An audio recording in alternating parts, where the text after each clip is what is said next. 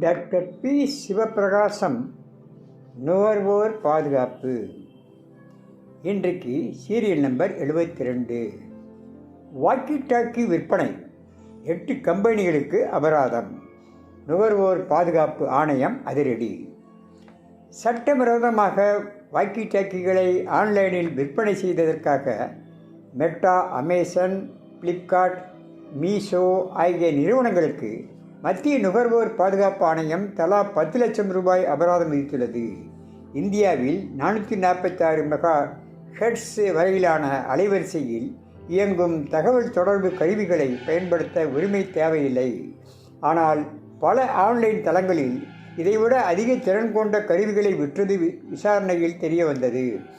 இறக்குமதி அல்லது விற்கப்படும் எந்த ஒரு வயர்லெஸ் கருவிக்கும் EDA எனும் உபகரண அங்கீகார சான்றிதழ் பெறாதது, அதிக திறன் கொண்ட வாக்கி டாக்கிகளை பயன்படுத்த உரிமை தேவை என தெரிவிக்காமல் விற்பனை செய்வது ஆகிய விதிமீறல்களை இது கண்டுபிடிக்கப்பட்டன. சிமியா, ஜியோ மார்ட், டக் ப்ரோ, மீஷோ, மாஸ்ட்மேன் டாய்ஸ், ட்ரேடு இந்தியா, ஆண்ட்ரிக்ஸ் டெக்னாலஜிஸ், வாதன் mart, India mart, Facebook mart, Flipkart, Krishna mart, Amazon ஆகிய 13 நிறுவனங்கள் உரிய நிபந்தனைகளை பூர்த்தி செய்யாமல் 16,970 வாக்கி டாக்கிகளை விற்பனைக்கு பட்டியலிட்டது கண்டறியப்பட்டது. இது தொடர்பாக விளக்கமளிக்குமாறு 13 ஆன்லைன் நிறுவனங்களுக்கு நுகர்வோர் பாதுகாப்பு ஆணையம் நோட்டீஸ் அனுப்பியிருந்தது.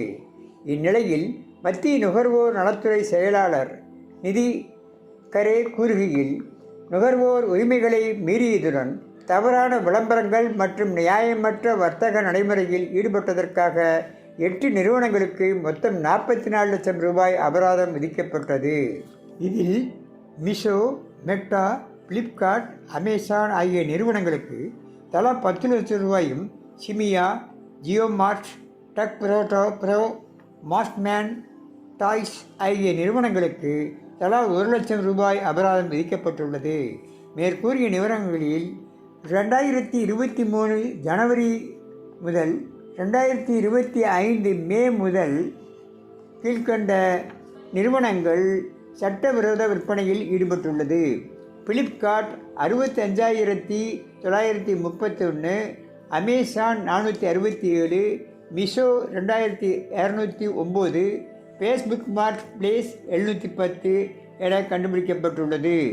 மீதமுள்ள நிறுவனங்கள் நுகர்வோர் பாதுகாப்பு ஆணையத்தின் விசாரணையில் உள்ள நிலையில் பின்னர் முடிவெடுக்கப்படும் என்றார். வணக்கம்.